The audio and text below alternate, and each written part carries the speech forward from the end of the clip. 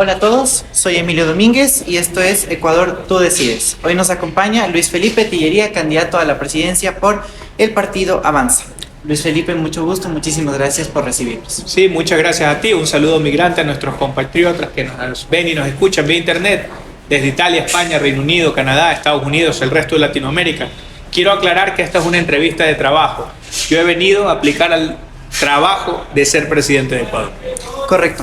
Bueno, para empezar, a todos los candidatos les hemos hecho esta pregunta. ¿Por qué quiere ser presidente? ¿Qué es lo que le motivó a participar en estas elecciones? Y también, en su caso, ¿qué es lo que le motivó a regresar a Ecuador? La necesidad de un reseteo total del sistema. Necesitamos un cambio total. De nada nos sirve la opción de los otros 15 candidatos de venir a tratar de ser el mejor administrador de la crisis, el mejor administrador de un barco que se hunde.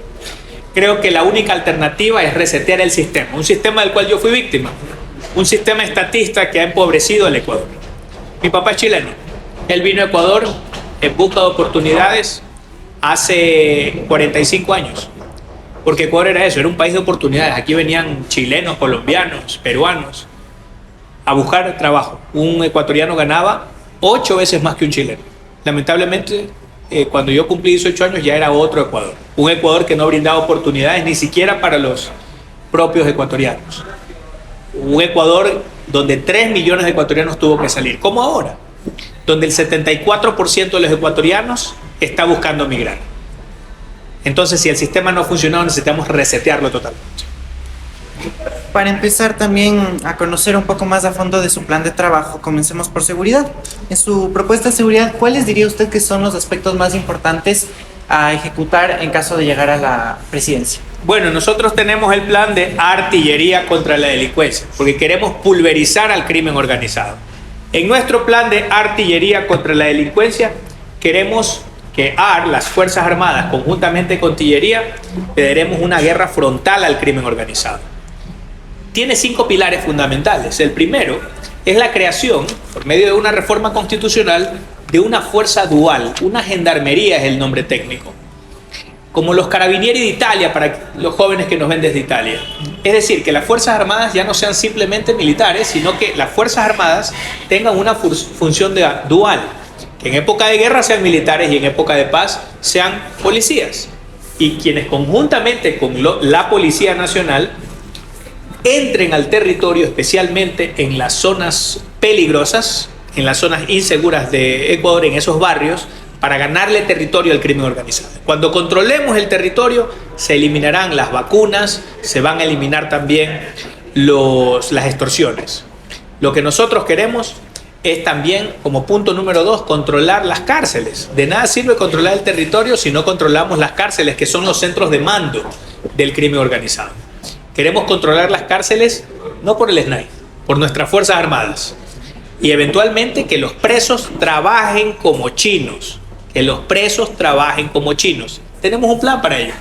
Le denominamos el Plan Chino, Centro Humanitario de Inclusión y Nuevas Oportunidades. Queremos que el Estado pueda vender la fuerza laboral de esos presos a una empresa internacional o una empresa nacional que quiera, por ejemplo, confeccionar ropa, hacer carpintería, sembrar la tierra y un largo etcétera. Que los presos comiencen a trabajar para de alguna manera resarcir el daño que le hicieron a la sociedad. Pero como punto número 3, queremos que vuelva el servicio militar para los jóvenes y también la premilitar para los colegios. Que la gente y los jóvenes no le encontramos ningún pecado que aprendan a levantarse a las 5:30 de la mañana, lustrar sus zapatos, andar bien planchaditos, bien uniformaditos. Que aprendan una profesión. Que eventualmente también aprendan a ser ciudadanos de honor, ciudadanos de bien, para que luego puedan emprender o puedan ir a la universidad. Y como punto número 4, lo que pretendemos es hacer la diplomacia de la lucha contra el crimen organizado.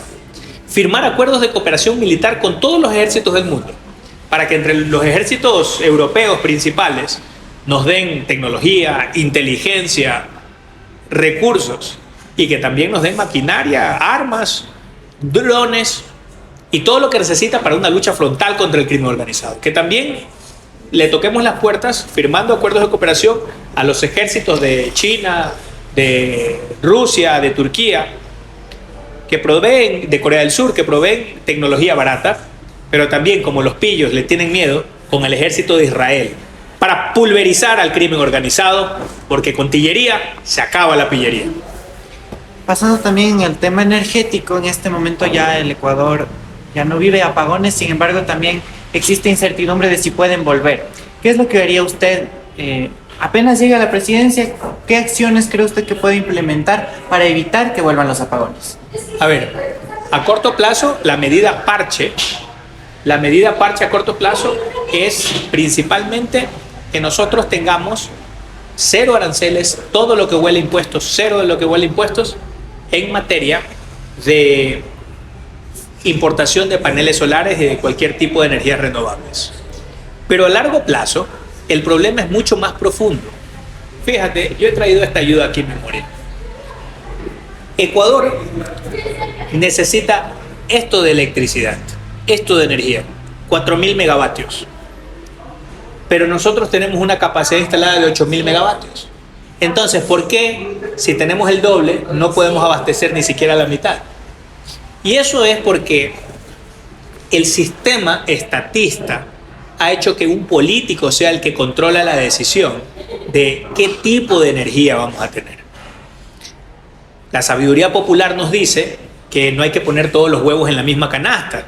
Tienes que incluso entender que, bueno, pues a veces te vas de fiesta, no pones pues toda la plata en el mismo bolsillo, lo mismo. Lamentablemente los políticos no han sido tan sabios y han puesto el 96% de nuestra energía en energía hidroeléctrica. Es decir, si no llueve, hay apagones. Pero no solamente la energía eléctrica es el único tipo de energía que hay en el mundo. Primero, Ecuador pudiese tener el triple de hidroeléctricas.